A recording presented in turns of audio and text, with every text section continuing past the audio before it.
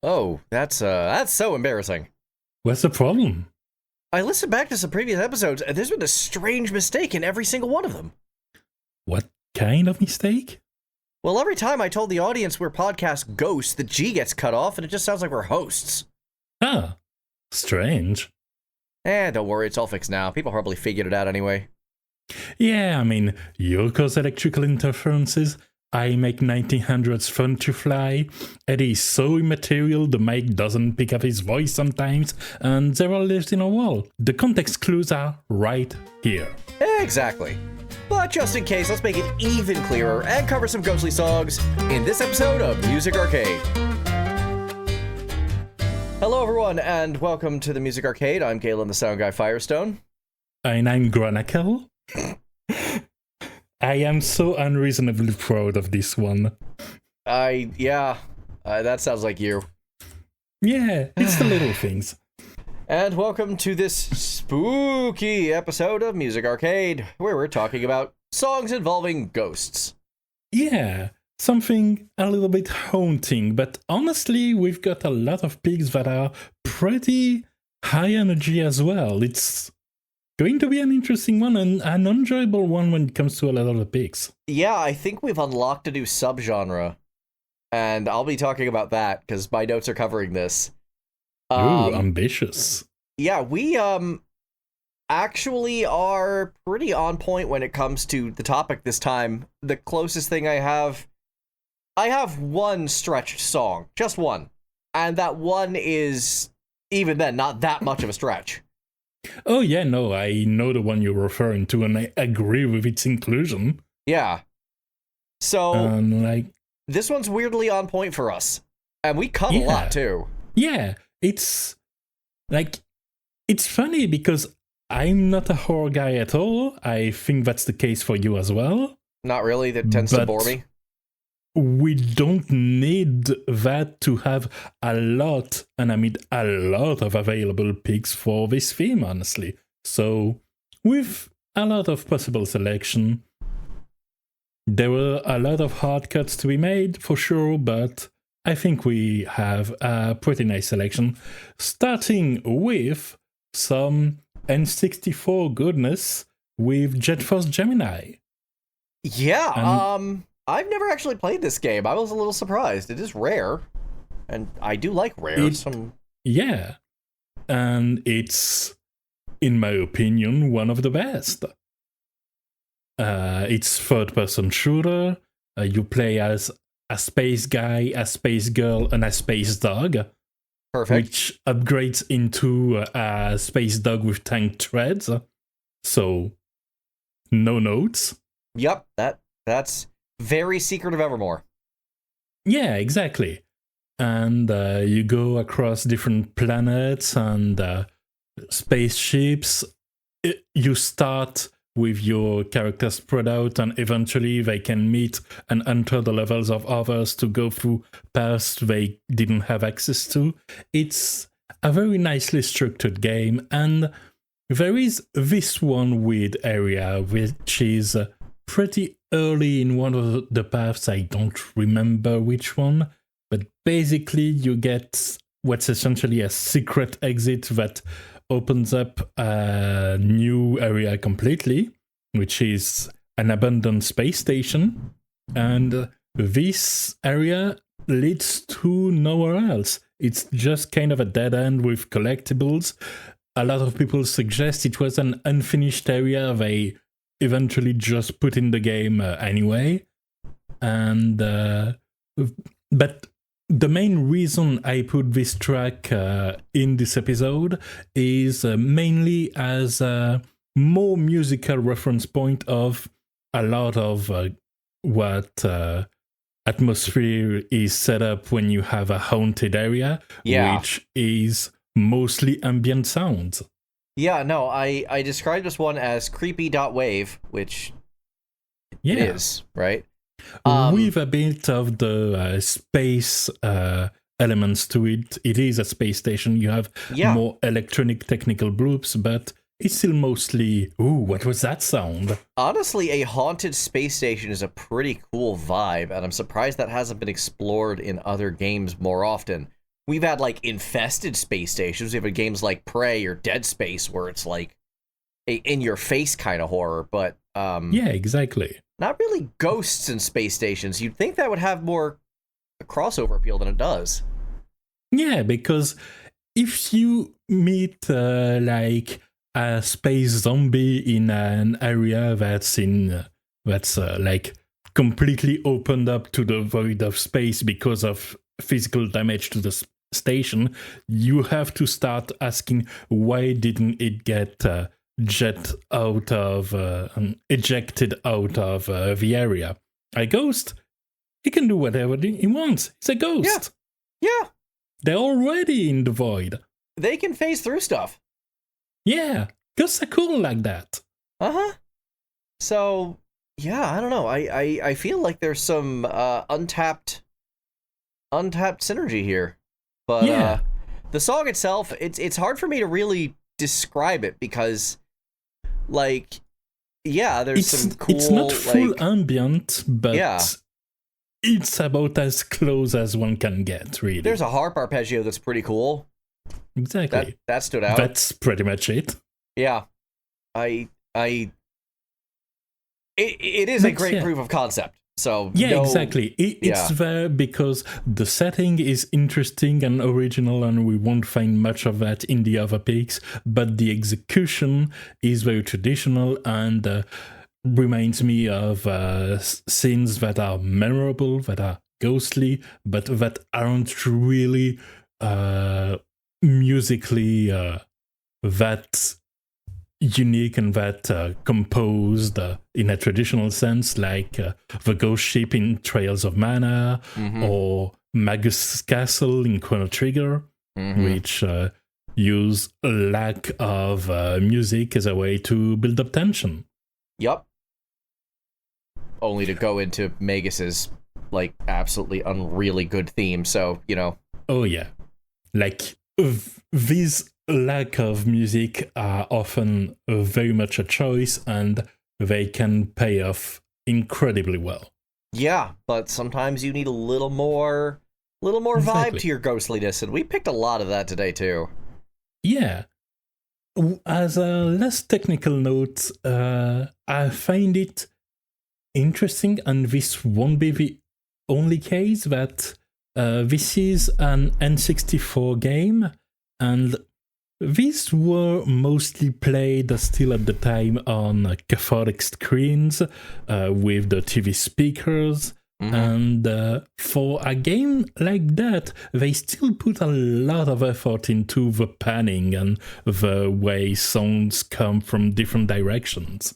Yeah, I remember we talked about that during the joke episode when Dance Theme came up. It was the same kind of thing. Like, they're putting all of this technical mixing into a format where most people are just not going to hear that.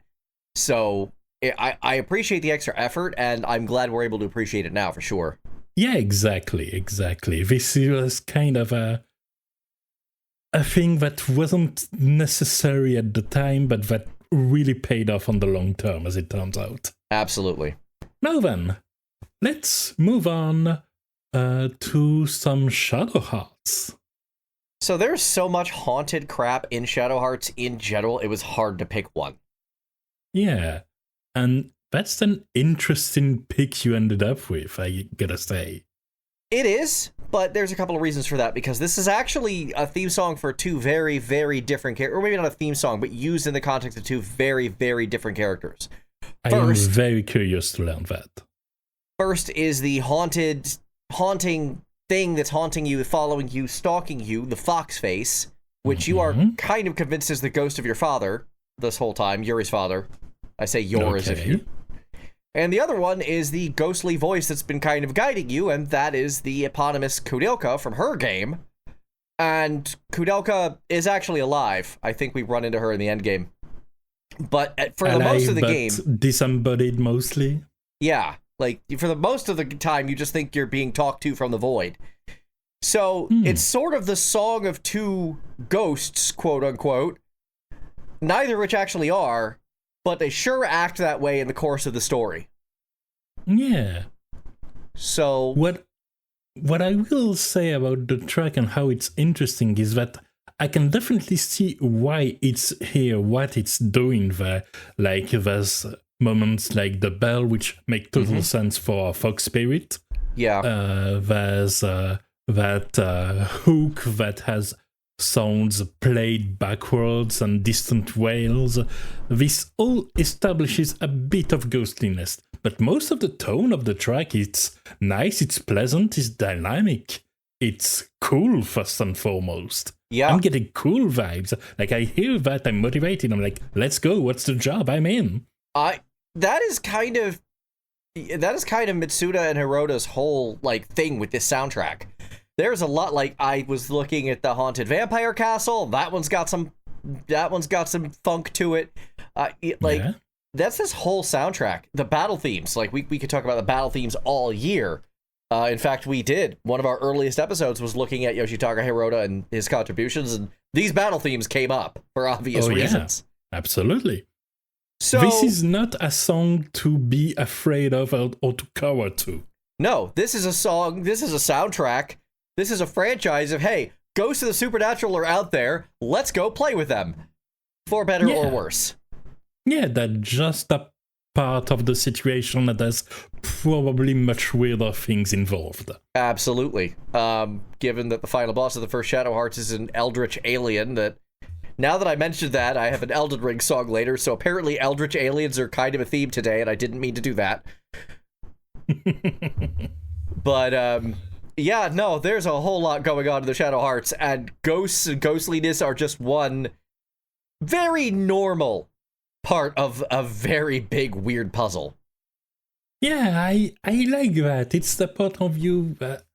it's kind of like the skeleton's place in horror. Like, you know it's associated with the spookiness, but by itself, it's not really the thing that's going to give you nightmares.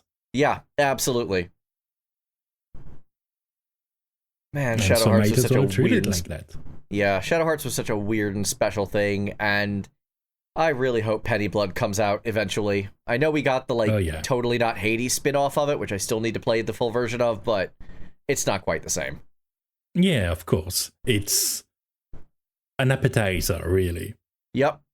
The way there was this hack and slash for the Natsukoden, that was also a thing, and it was quite different. I ended up quite liking the Suikoden. I should get back to it at some point. We do have some other priorities. Yes, I'm not forgetting Yakuza Pirates, and I'm not forgetting Expedition 43 either. These two are my priorities. Yeah, I have been waiting to talk about Expedition 33's music in detail, and guys... I'm sure they have plenty of good picks in there too. Anyway, we're going to go ahead and move on to Eddie's pick. He couldn't be here this week for a variety of reasons. But he threw at us Ghostly Whisper. What's the name of this song? It's from Castlevania. It's the obvious one. Wandering Ghosts? Wandering Ghosts. I knew it was something like that. Yeah. So this is where the new subgenre unlocked for me for the first time. I'm like, oh, we got some ghostly funk on our hands. And it has funk. It has. There's 10 seconds where it's trying to pass off as a really spooky track that's very ambient, very haunted, and then it decides to go loud. Yeah, it gives up immediately. It has this super cool, funky guitar. Yeah. It's just such a great jam of a song that if not for its location in the game and its title, would you ever associate this with ghosts other than that intro? I guess, but then once you get past the intro, it's just like, nope, it's just a ride now. It's motivating even more so than Tanjou before. Yeah, it's perky. There's not a hint of fear in this track. It's all business. Those strings have a bit of chill, and when we have mid-track some more ghostly sounds, they are preceded by this brass that goes which sounds like a victory theme, and the two sets of sounds that make the ghostly elements are slightly offset, with one sounded kind of cartoonish in a way that almost make it sound like it's mocking the other sounds. Right? Like, nya, nya, nya, nya. Because you're playing as Alucard. You're not afraid of no ghosts. Right? It's so silly in a way. It's but a also, song to like, bully the afterlife. That's a great way to put it. I love that. Yeah. It's like, for another track later on, I saw a 3D animation, very cartoonish vibes, and it has a kind of this classic move of ghosts in the haunted mansion wanting to terrorize someone and then getting spooked back in return. This is kind of that vibe too. There's where the ghost turns the corner, sees he's the half vampire hero, and is like, yeah, you know what? This is a bad idea. I think I'm just gonna go. Exactly. Oh yeah. This is a theme for a ghost's poor decision making. But yeah, no, aside from that, the instrumentation is also very interesting. It's very memorable. Like, oh yeah, that guitar that sounds kind of like a harpsichord as well. That is some cool guitar tone. Yeah, no, it sticks to you, and that's the farthest from a scary song one can get, but memorable all the same. Yeah, this is like jam in my chair, actually start kind of dancing. Oh, yeah. That one's up there with like Street Fighter 4 Zangief's theme of just pure, like, oh, okay. And if those two tracks are in the same conversation, you know you're not there for being, like, pale with terror. Absolutely not. Unless you are Zoner and you're in melee range of Zangief, of course, but I think he doesn't count as a ghost. I don't think, well, I mean, he's kind of the ghost of the USSR, question mark. Let's move on. Fair enough. Now then, how about we move on to We Have Lost Painting at Home? Yeah, that's pretty much what this is. This is your pick. And this comes from Vampire Survivor. They literally have the track Lost Painting at Home. Yeah. Don't they actually literally have Lost Painting because of the Castlevania DLC? Yeah, that's what I mean. Okay, anyway, moving on. Yeah, no, this is super cool. Yeah, like, this sounds a little bit dismissive to say that this resembles another Castlevania tracks, but they made no secret of their inspiration. They went hard enough of it, they got an official collab, and they outpoured all of the love they have for Castlevania and gave us some great things. Vampire Survivor is really the gift that keeps on giving. It really is. This very instant, like 10 minutes before we started recording, when there's a 2 Point Museum collab with them. Yep. I saw that on my Reddit feed, and I'm like, what? Sure enough. Yeah. It's like it's a race between Vampire Survivors and Power Wash Simulators to have the wackiest crossovers. Exactly. And I'm very glad they are doing that kind of race. Me too. Because we're getting some cool, weird stuff out of it. We need some joy in the world. This is some joy. Oh, yeah. This is some joy. And really, with Halloween being primarily about making a celebration out of classical fear-inducing tropes, I think between our picks so far and Vampire Survivor's very existence, we are very much in a Halloween vibe. Yeah. As a celebration.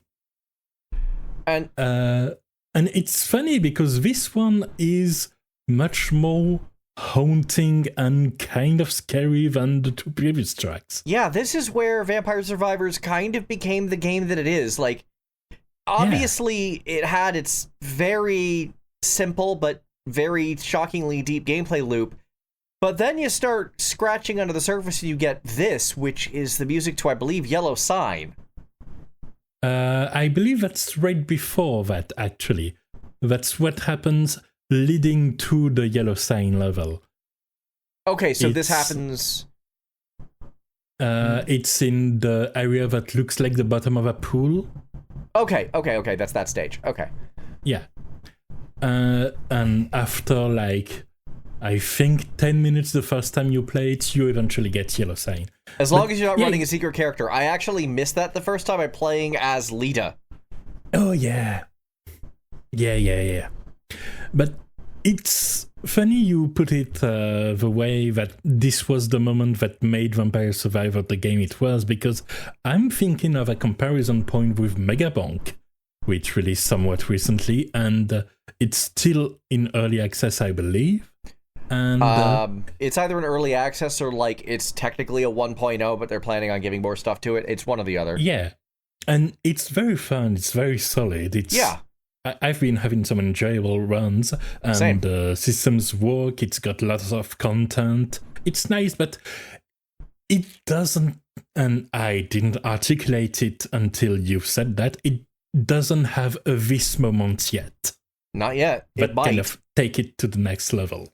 So far, Megabank has been doing surprisingly well with its gameplay. It wouldn't surprise me if they end up with a moment like this.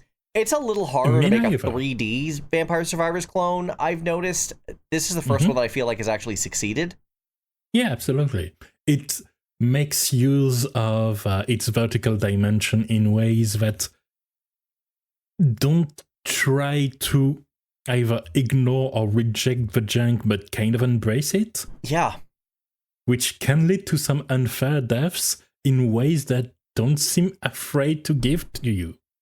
Which I respect. Yeah, I find myself liking this game a lot more than I would for what is, let's be honest, it's a meme clone of a meme game. So, like... Absolutely. But in a way that, kind of like Vampire Survivors, doesn't really make any secret of its inspiration. Absolutely not. And, you know, Vampire Survivors had this moment that expanded what it's capable of doing, and has since added all sorts of crazy stuff that makes exploring the game more fun, and I hope Megabank gets there as well. We totally decided on Megabank, by the way. I feel like we're technically on topic, but this has become a ghost of a topic, so maybe we should move on. Oh, I was going to return to that right away, because... never mind. This moment where the game shifts gear is really set up by this music, because it feels really haunting in comparison to the tracks that come before that, that are much more dynamic, much more action-oriented, with a bit of a Castlevania tinge to them.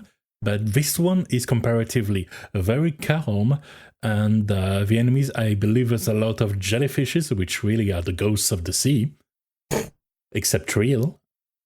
And it kind of put a feeling that there's something weird that's happening or about to happen with this stage, and it pays off. It set up something, and then, like we said with the silent moments before, it sets something up, makes a moment of calm to really bring your attention to when that calm is shattered again. Yeah. And that's lovely to do that, while also very much, quote-unquote, paying homage to Last Painting. Sure enough. Now then, how about we move on to some Final Fantasy X? I was very tempted at some point to put a 14 track, ended up one of the last on the cutting floor, because most of my talking points there could have gone to other sections. But... this deserved some mention, because talking about FF14 soundtrack in an episode without ID is a solid recurring joke. Fair enough. In this case, I picked a character who is a ghost. Technically, that's a plot twist, but it's a plot twist for a 20-year-old game. Yeah. Like, yeah, Auron, the coolest character in the cast, is not alive. He's a ghost samurai ronin cowboy who is voiced by a guy who did one episode of Deep Space Nine. He is love to see it. So weird. Yeah. And so awesome. an absolute legend. And like, the cowboy aspect really doesn't stand out in game, but that soundtrack seems like it hones in on this part. It sounds like a cowboy glaring as he enters a saloon. It does, but there's also a lot more going on, and that's kind of one of the reasons I like the song. Just like Auron himself is multi-hyphenate, this song is multi-hyphenate as well. Because, yeah, it sounds like that, but then the more you listen to it, the more you realize, oh, there's also a lot of electronic influences in here, and there's a lot, it's just a giant mishmash of a song in Uematsu's usual, like, let's play around style. Exactly, and there's this gentleness to it as well. Yeah, which fits Auron. Like, exactly. Auron is such a cool character. He is the first character in any Kingdom Hearts game that isn't from Disney, but still playable and on your team, and you get combo attacks with. Exactly. Like, they made a special exception just for this guy. Yeah, and they put him exactly in the place he should be. Yeah. Auron as a character has this vibe of a cool mentor that dies halfway in the game to make you really angry when the real villain is revealed and responsible for that death. Except he's in a bit of a hurry, so one, he sticks around to the end, and two, in spite of that, he's also ahead of the game literally on the whole dying thing. Oh, I was going to say, what you just said absolutely did happen. It just happened before the game actually occurred. Yeah. He's both in advance and delaying the annoying part of that twist to the end. Yeah. So, like, I had to pick him, even though if you look at him, there's nothing ghostly about him. He's a loudly dressed Ronin with a jug of sake and a big old sword. He doesn't look like a ghost. He's totally a ghost. Yeah. And I didn't really think ahead of time of making, like, a tier list of my favorite ghosts or anything, but he'd be on the top of that list. I feel like if we did a tier list, he's at the very least top tier. I'm not sure if he's my number one favorite. I have to do some real thinking about that. But he's up there. Oh, absolutely. And yeah, this song is just, it's wacky. It's got the techno bloops. It's techno cowboy, which is weird because techno's the one thing he doesn't have. Yeah, like, techno cowboy theme for the Undead Samurai is something weird and that shouldn't work, but does. It shouldn't, but it totally does, because the vibe is there. You can always justify the blipping and blooping as an echo of him visiting Zanakan, which is much more technology advanced than the entire rest of the game for religious reasons. Mm-hmm.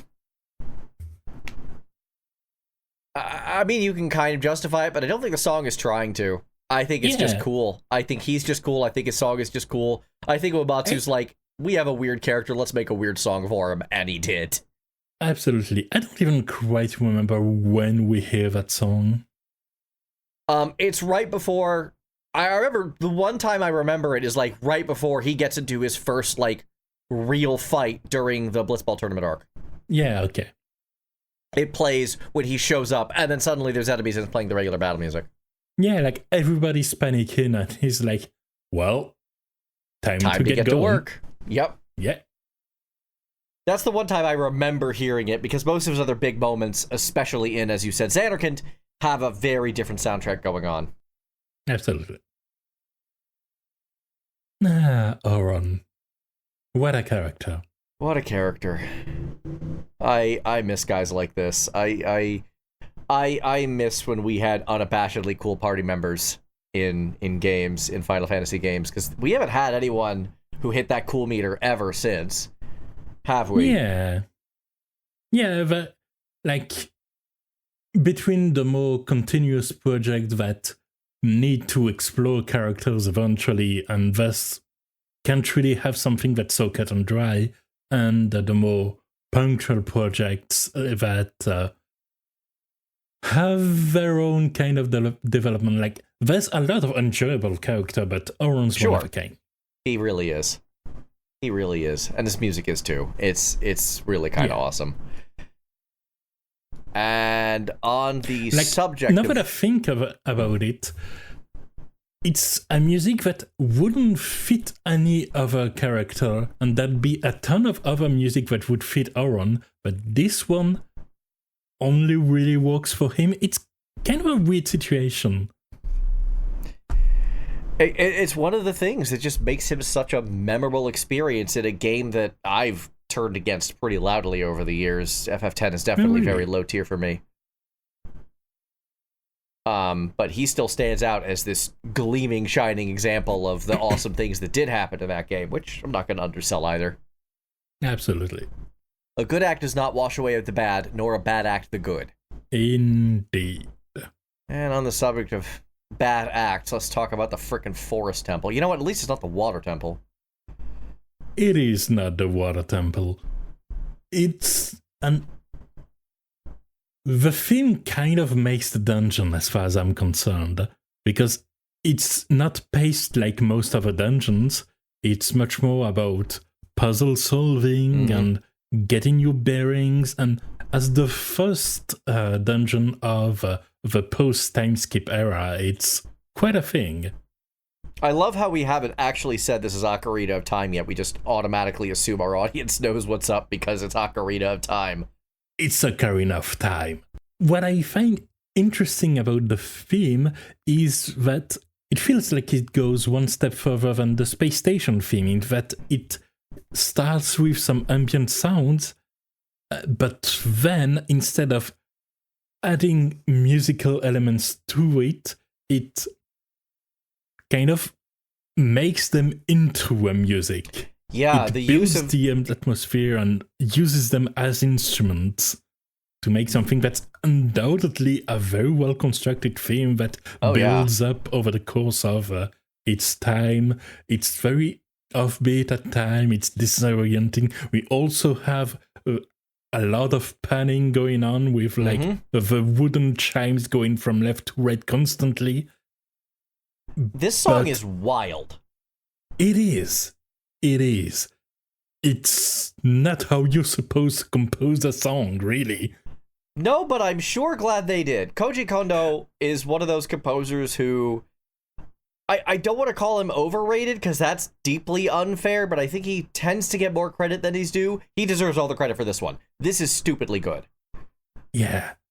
Like, he does a lot of work that feels so omnipresent that it kind of becomes self-explanatory. Yeah. Like, a lot of his work and his imprint on the history of soundtrack is kind of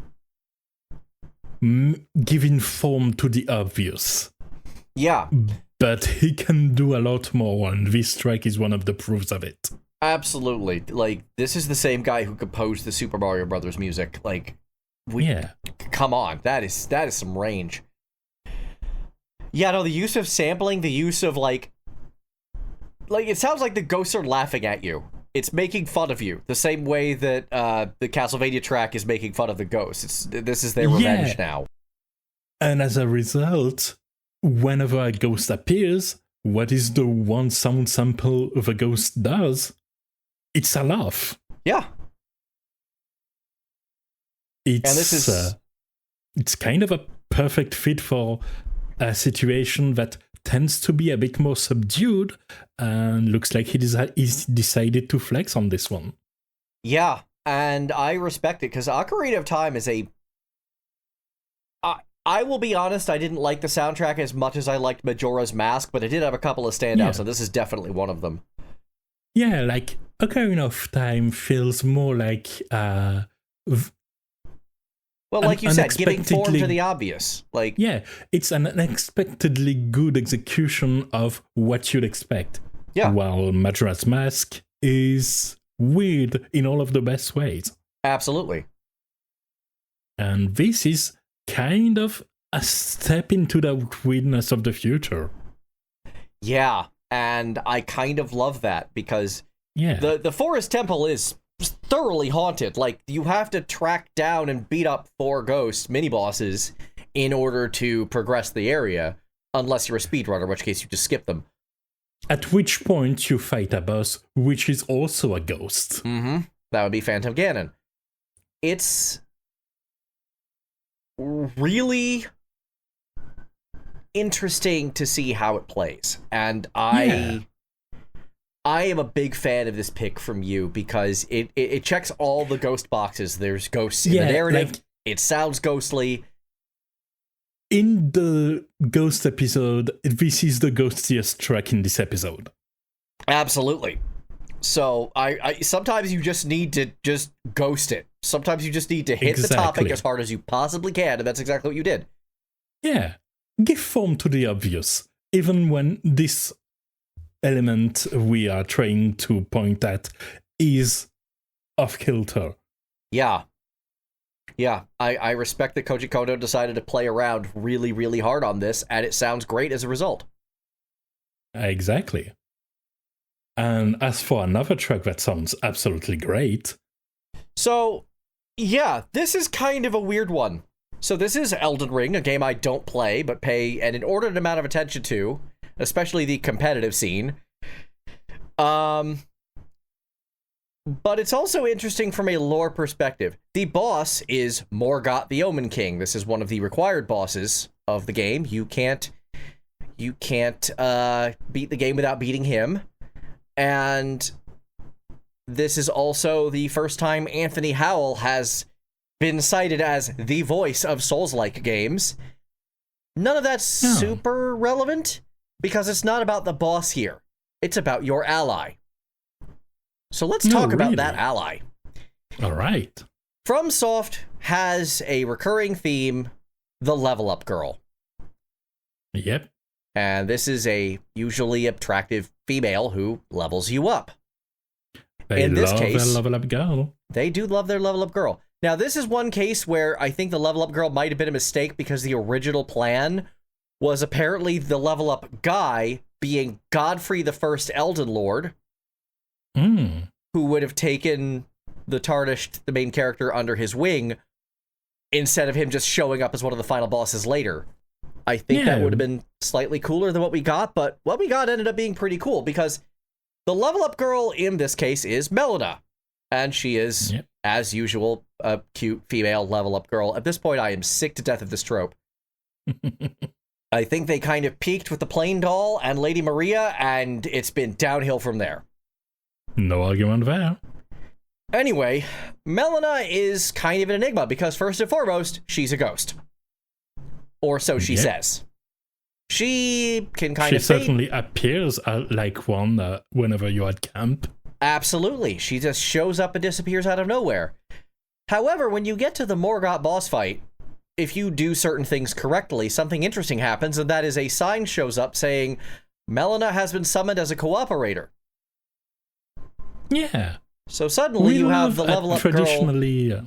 Yeah, we love when a traditionally non-fainting character suddenly picks up a weapon and starts hitting things. Yeah, but the thing is, if you pay attention to any amount of Elden Ring lore and, or are Azuli the Witch Watcher like myself, you discover very quickly that her appearance in this fight opens up a gigantic can of worms. Because she fights like a Black Knife assassin. And that's weird. Okay, so I'm going to go through why our ghost girl may not be a ghost, but is very weird on every level. Problem number one, other than the Tarnished, the only people who recognize her deliberately are, one, a spirit of the Frenzied Flame, who is quasi-omniscient anyway, so sure, and two, Ranni. Ranni being one of the most famous characters in the game, she is a very pretty four-armed blue thing, who is familiar with Torrent and recognizes Melina. Here's the thing, Ranni conspired with the Black Knives to do a whole bunch of possibly awful, but also possibly good stuff, question mark, question mark, question mark. It's a little hard to tell. A lot of stabby things. A lot of stabby things. And Melina fights like a Black Knife assassin. I gotta say, I absolutely love as a subtrope when fighting styles have very pronounced lore explanation and implications. I'm gonna be honest, that's something Elden Ring does very, very well. Yeah. The story mode of Tekken 8 has one of the best examples I heard of too. Please elaborate. Basically, you have one character that was part of a certain family lineage and fought according to this style, but as he rejected them, developed a different style, and that's how he fights normally when you pick him as a character. But during the course of the story, as he is faced against an opponent he can't really beat, we have an unbeatable fight at some point that eventually moves to a cutscene where he shifts his stance and battle style to have the previous style re-emerge and eventually, I think, integrate the two of them together. Basically, him sorting through his feelings and his passed out live during a fight. Very cool stuff. I'm going to be honest, something kind of similar happened in DOA 5, which I think we will talk about in the future for reasons that... We will. Yeah. So I'm going to go back to Melina for a second. So, as of right now, we know a few things about Melina. One, she is way tougher than she has any right to be, given that she's a level-up girl. Two, she is associated with the organization that is responsible for a lot of the nonsense, well, maybe not responsible, but at least the catalyst for a lot of the nonsense that's occurring in Elden Ring as a whole. Not the least of which is the fracture itself. Fracture, shattering, one's the fracture, one's the shattering. One's Expedition 33 and the other one's Elden Ring. Same concept. Yeah. I forget the exact name, but that event that caused all the demigods to go against each other. Oh yeah, let's talk about that. Melina is a demigod. Yeah. Melina is one of Marika's children. We are implied that during the main game, and then in Shadow of the Erdtree, it's basically all but outright stated that she's Mesmer's twin. Here's another thing about the Black Knife Assassins, though. If you go to... Damn it, I just watched this in bingo like yesterday. Starro Chris went to a specific location that has invisible Black Knife Assassins as enemies. Ooh. They can go invisible. So... That's useful for an assassin. Oh, it sure is, but it's also like, oh, she goes invisible a lot, doesn't she? Ah, I see. So at this point, we know she's chill with someone who has used Black Knife Assassins to kill her real body and her brother, very dead. And we like, it's just so, it just aims at Melina as this completely enigmatic figure just by virtue of her showing up at this boss and fighting like something she has no business fighting as. But with extra demigod powers, because yeah, she's one of Marika's kids too. Yeah. It just opens such a can of worms that I'm just like, oh, Melina is valid here. Good for her, good for her. Yeah, I just had to throw this one out there because she is, or at least she presents herself as a ghost or a spirit, but she might be way more than that. I see. So I'm like, oh, this is interesting, and I want to talk about how interesting this is. And you discover... The ambiguous ghosts, in a way. Yeah. Kind of like Auron, but less clear-cut. Well, because nothing's clear-cut in Elden Ring or FromSoft in general. They don't do clear-cut. Exactly.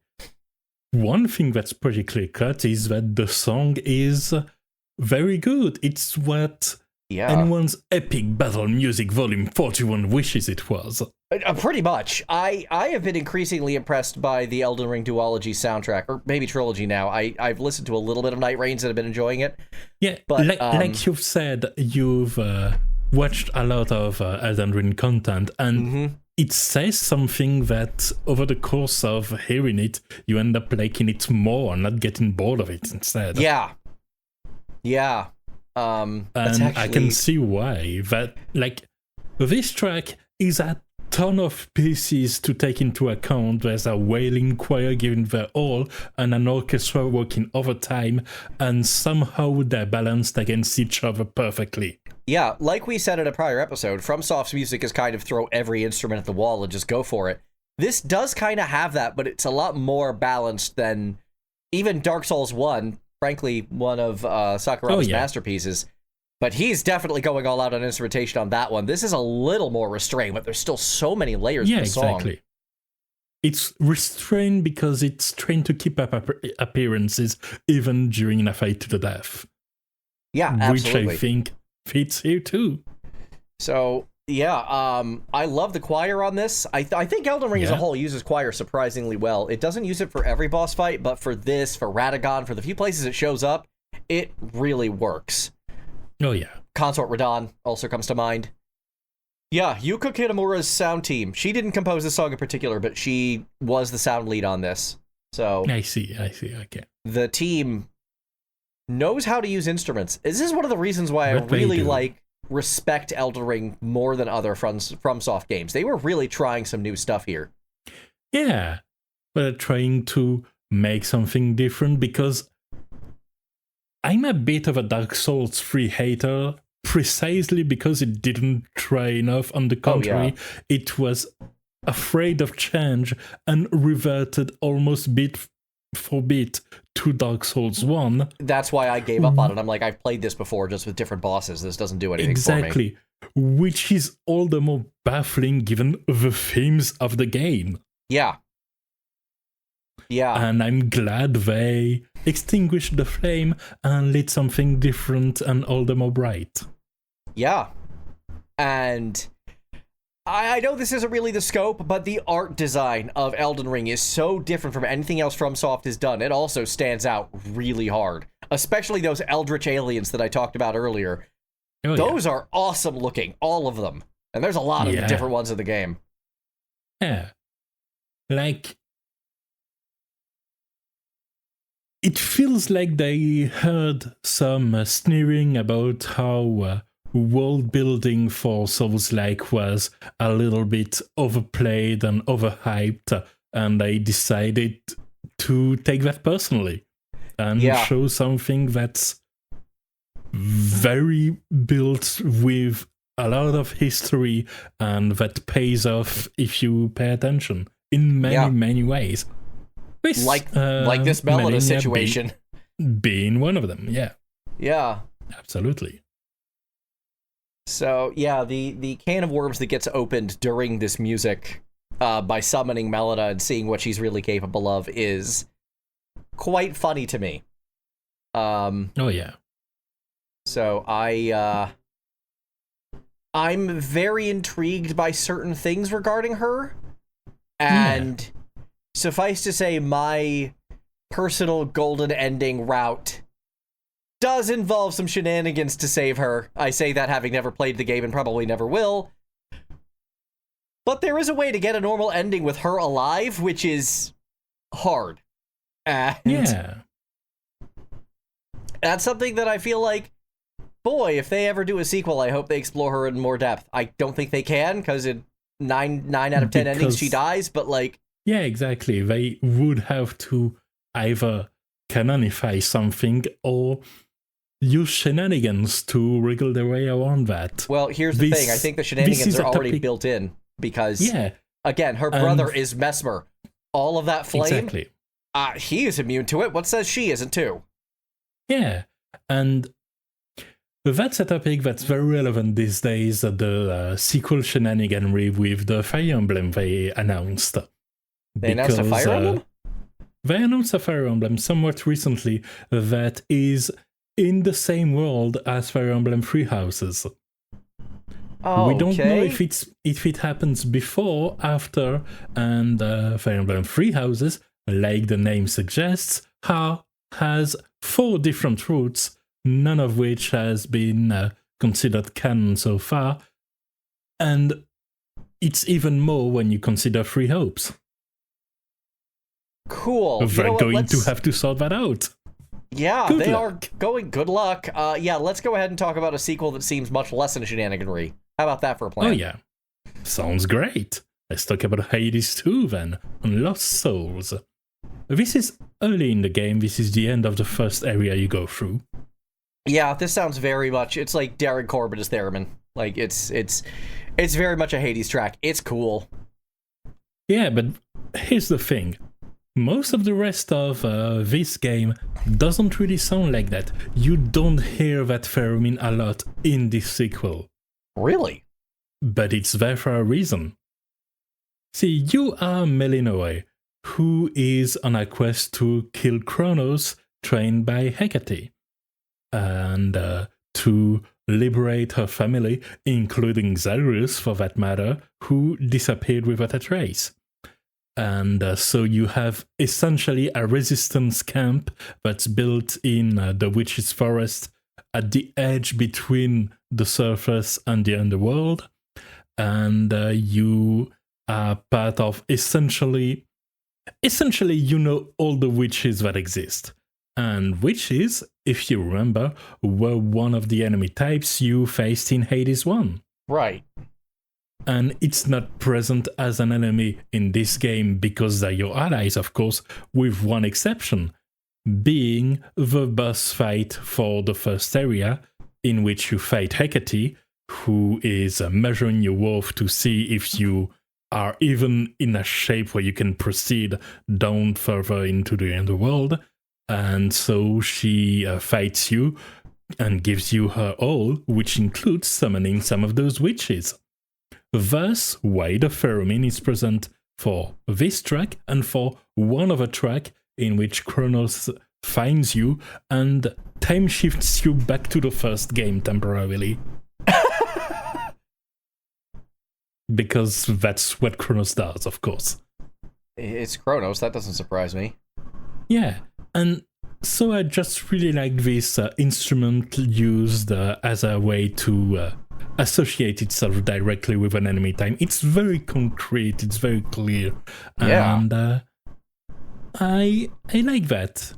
And given that the wee-woo sounds were enjoyable, but maybe a bit overly present, I'm glad there's a lot more contrast in this game, and it's tons of fun. It started about as large as the original Hades and grew twice its size, which adds to the diversity of runs, and it makes it so that everyone you are pretty motivated. Yeah, there's two different routes now, right? There's like the... Exactly. Yeah. And this one is the original route you can take. And you need to do a lot of things through this road to unlock the other, which has a very different vibe. Even in the general music themes, which are less guitar heavy and more electronic kinda, and eventually orchestral. I'm still waiting for a couple of updates to get to it, but I'm definitely going to get to it. This is a game I'm very much looking forward to, and it sounds like it's coming across great. It's great. I've been loving my time with it. I will say, and I'm just going to ask this, even though this is kind of a gameplay thing, one complaint I heard from somebody I usually respect, but I'm not necessarily sure that's correct on this. Mm-hmm. Basically, when Aerith shows up, she's just there to punish you for existing. Do I understand that correctly? Well, that depends. There's two ways she shows up. She shows up in a different incarnation in either of the two roads. On one, she's a nuisance. On the other, she's a boss. Okay. Because the way Jeremy described it was that in a... these are his words. This is not me saying this. In a good roguelike, you should theoretically be able to beat a run on your first try if you're skilled enough, and Aerith just sort of prevents that. It's not a hard limit, but she does messes things for you as a way to kind of build up to make you want to punch her in the face on the road where you actually can do that. Okay. But the game is still beatable and Jeremy's just whinging. Yeah, I've seen... I haven't looked at the video precisely, but I've seen first try rounds videos suggested to me.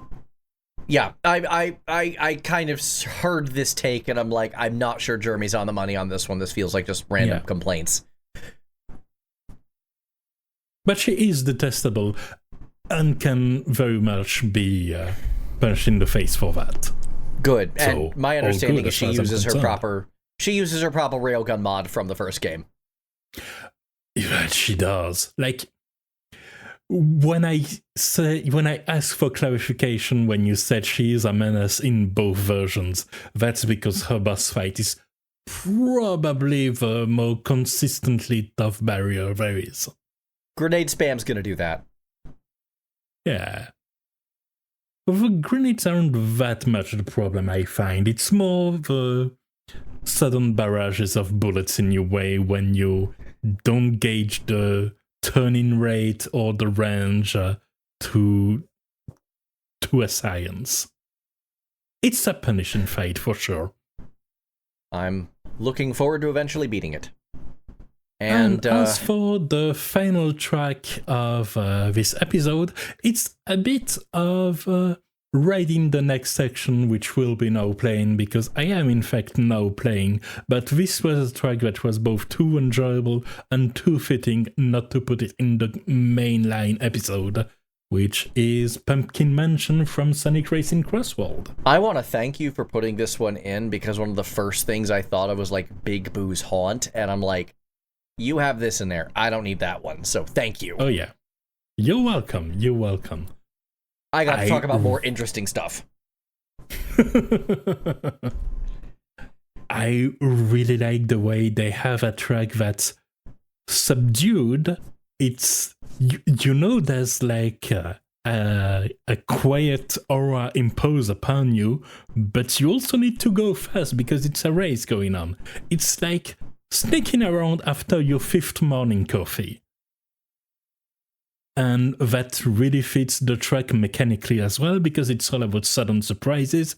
There's bits of the track that disappear or that are selected later after you have them in sight. Like there's a branching path, but only one of them can be practiced one at a time, because there's a giant pumpkin on the way of the other, and you kind of have to react to it instead of building your drift whenever it's on the horizon. There are chandeliers that fall on you, there are chandeliers that rise off you because you're riding on the ceiling because of Haunted Mansion shenanigans. Right. My favorite part is that, like they did in Sonic Racing All-Stars Transformed, the tracks evolve sometimes, and for this one, it stays mostly the same, except at the end, there's normally a jump to return to the end of the track, and it looks like it's unchanged, except you take the jump and you continue riding, and there's an invisible path under you, and you have to continue going through this invisible path,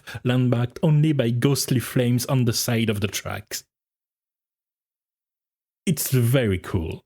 Also, as I went on a bit of a deep dive, turns out the file name for the track is a reference to a Halloween special 3D animation of Sonic going through a haunted mansion that was made to promote Sonic Unleashed. So this is like a 2009 small 13 minutes silent 3D animation that is referenced in this track name. This is the level of deep cut we're at. And I'm not a huge Sonic head, these would have completely passed me by on their own, but I respect the heck out of this level of dedication and deep cut. Yeah, the composer and audio programmer knew what they were doing on that one. Yep, and it's funny you say composer and audio programmer, because the composer, Tai Fujimoto, is mainly a sound girl. Okay. Like, aside from works on an arcade series I never heard of and some rhythm game tracks, most of her credits listed on VGMDB are for sound design and sound production, most recently in Man Who Erased His Name and Infinite 12. Huh. Yeah, And that's something that happens. This is indicative of a shift that's going to continue. I want it to continue because I love that track and I want to hear more like that. This isn't the first time Sega or its subsidiary companies have given a chance to someone like that. One of the semi-regular composers in Shin Megami Tensei is Kenichi Tsuchiya, who is primarily a sound designer and does largely sound design work, but has like a few tracks per game, and usually they're pretty stand out. It feels like at Sega, the barrier between sound designer and composer is pretty thin and porous, and I liked both that as a concept and the cool tracks we get as a result. Yeah, I appreciate their willingness to let their willingness to let sound designers maybe throw a track in or two. I think that's really cool, giving them that shot, and I'm glad that it works as often as it does. Yeah, absolutely. And like, it goes fast, it keeps the energy, but it also conveys the haunted mansion spooky aspect. It's very well positioned. There's the sound bites that add a little bit of energy, a little bit of punch to it all. It's very memorable in a soundtrack that's overall very, very solid. And that even has some alternative options. You have a jukebox you can set so that you choose the kind of track you put for each laps of the tracks you pick. And I played around a little bit with it. I've played a good bit of the game. It's very fun as well, so that helps. And I returned to the default because the default works very well as well. Yeah. And love it when that happens, when you have options, but the default are there for a reason. Yep. But this is not the only game I've played. So how about we move on to the more proper version of Music Arcade now playing.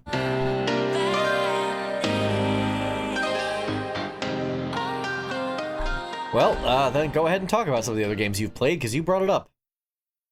Alright, so first, I've been enjoying some Battlesuit Aces.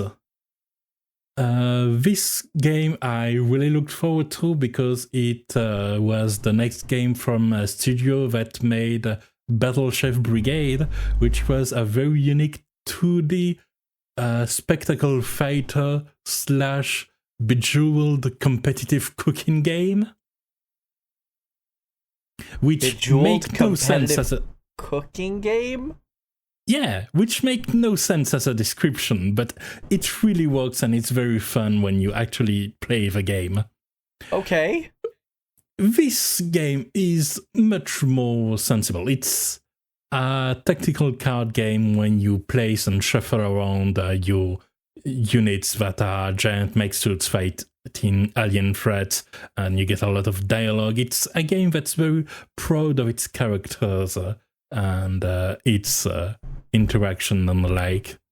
But very, like, I'm not going to say polished, because they have this weird thing they do in particular for some of the story bits where they display what are clearly concept sketches instead of full illustrations, which is a bit strange and there's a bit of jank. I know that my current save might be compromised and I might need to load a previous one because I failed to load in a couple of times, but at the same time, the systems are full of a lot of movie parts that all feel impactful and work with each other, and you've got a cool sense of progression and of rewarding your tactics while at the same time having a lot of solid opposition. It's a game of contrasts in a way,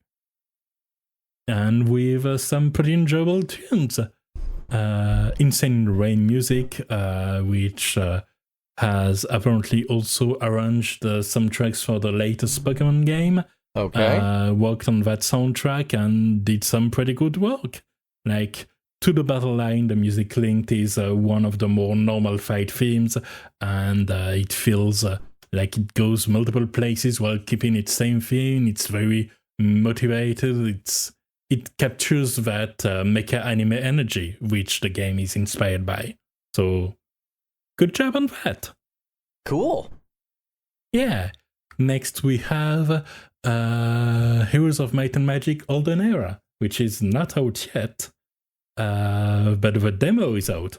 And the demo is like 4 of the 6 factions are going to release in early access, fully accessible across 3 different maps that have a partial random generation on their dwellings and likes. So it's a lot of content with no time limit, no turn limit. You can just start a map and finish it, You just don't have access to like online or a campaign mode. But aside from that, this is a huge demo. I put like 10 hours in it already, and I haven't covered it yet. Yeah, I loved it when it happened. And you kind of need that to get familiarized with the game. And it feels like they went that road because they know what they have. And what they have is a game that knows what made the previous games so much well regarded, and both pays homage to that, uses that as a foundation, and add new elements, including factions that feel very different from previous games, new kind of systems, new reinterpretation of all systems, like the way skills are learned by the heroes and everything. When the game was announced and it had Olden Era as a name, I was very afraid it would just be a retread of Heroes 3. And there's definitely a lot of love for Heroes 3, but it's in its own beast, and I'm fully on board. Good. I'm glad. Yeah. And also the original composer is still working for that game, and is doing some great work. Right on. Yeah. Next, we have nominally a Final Fantasy XIV track, but that's because I've been back on some Monster Hunter, because there's a crossover event. Yeah, that when I saw that, I'm like, wait, why are you rating Omega now? Oh, right, Monster Hunter. Yep. And I've made some attempt to fight Omega, which starts with the O12 theme and moves to escape on the second phase on the normal mode, but goes from escape to the second phase of the Savage 12 fight on the Savage difficulty. Oh dear. And I haven't faced Savage difficulty yet because I haven't beaten normal mode yet, because this is a fight that is very punishing and that rewards a lot having a party that at least has a sense of role division there isn't normally in Monster Hunter. Like, you have aggro management. That's insane. Yeah. And the result is a fight that is very punishing, and I am very happy about that, given that the game at launch was too easy, and they have taken those remarks to heart and made it everyone's problem. And I say that as a positive. I'm glad, question mark? I'm glad you're having fun. I don't really know how to respond to that, but I'm glad you're having fun. It feels nice to have an objective to beat that didn't fall on the first try, and feels like I need some more preparation to get that going. It's cool, and it's a cool fight in itself. There's a lot of explosion, there's a lot of pain, so much pain. It's Omega, I'm assuming larboard and starboard shenanigans happen. There are indeed larboard and starboard shenanigans. Yeah. Only in the final phase in normal mode, though. They ease you a little bit into it. Also, the level tracker equivalent is a giant spider monster that summons tiny UMG that explodes at you and shoots laser, which the spider monster normally doesn't do. So that's cool. Nice. Yeah. And finally, I went with one of the EPs for the later Zenless Zone Zero content. I haven't played the patches content yet, but I've just really enjoyed this track. It's nice, it's cheery, it's got nice, cool cultic vibes, and enjoyable. I like a little bit of an earworm. Respectable. Now, what have you been playing? Alright, well, let's get the joke out of the way. I'm back into Arknights. You play Destiny? No, wait. Okay, I should have seen that one coming. Anyway, the story got good again, so I'm kind of back into it. The last few events have been a chore, and I skipped story now, like up until Yeah, like the last couple of events, I flat out skipped the story. I don't know what the hell happened in Eblana's event or the event right before that at all. Mm-hmm. I have not seen a single story scene from any of those. Yeah, but like for this one, I've seen some design pathing, and like there's a reason I went to the Arknight's room and asked, like, why is there a confession booth with 6 shotguns strapped to it? That's just how Laterado is. So, Chapter 15 started the third and what feels like final arc of the game. Which, Cool. good on them for having a real story beat. Like, Yeah. we are up against who appears to be the final boss. And Good. one of the biggest plot... Yeah, and one of the biggest plot twists of this event, which shocked me to no end, was that this is a direct follow-up to Chapter 15.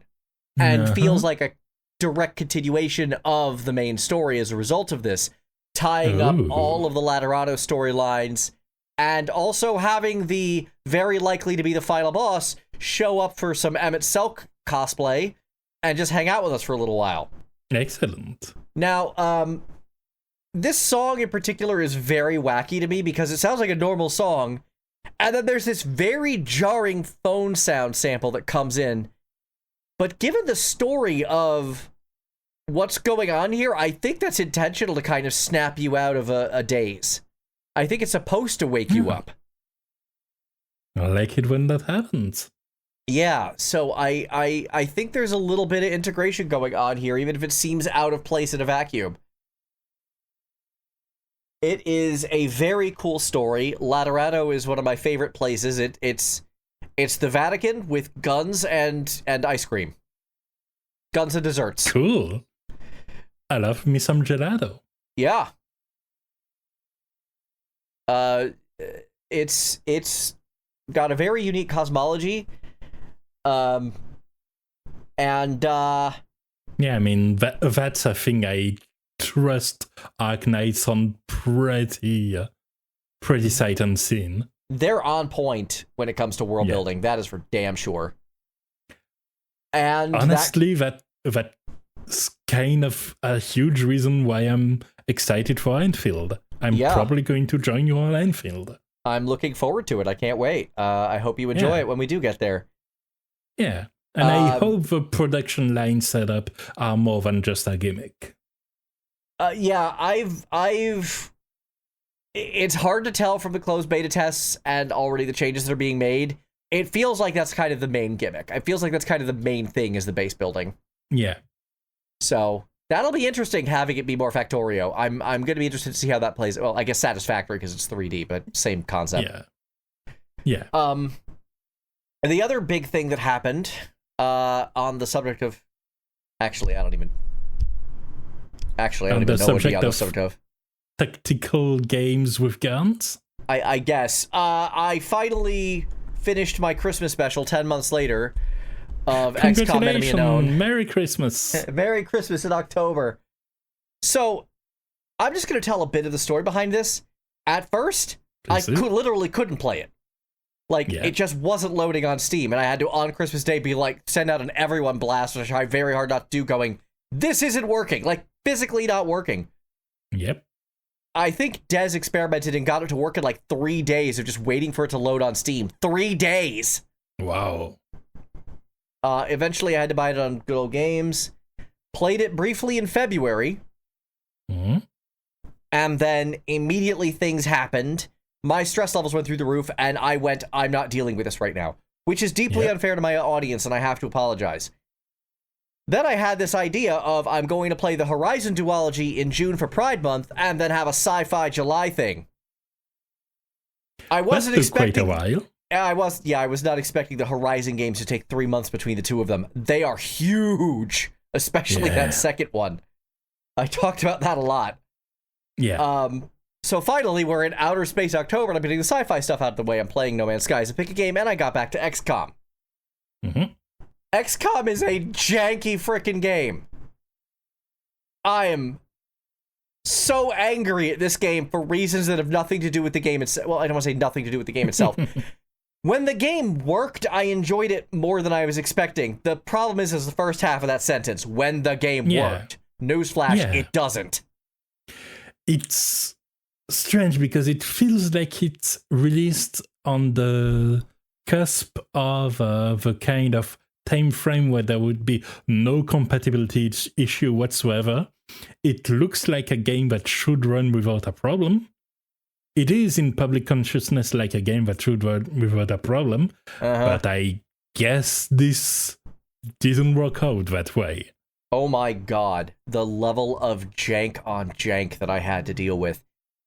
Yeah, this one is very weird, it's junky, and you kind of have to try and make it work the way you want, which is not a certain science. No, it's like, really annoying. I didn't play XCOM, I played jank. But it's done. Indeed. And with that, so is this episode. Thank you all so much for tuning in. As always, you can find a playlist of the songs we talked about today, as well as how to contact us in the description. Please do so. We would love to hear from you. And until then, we will see you all next episode. Have a good one, everybody. Goodbye.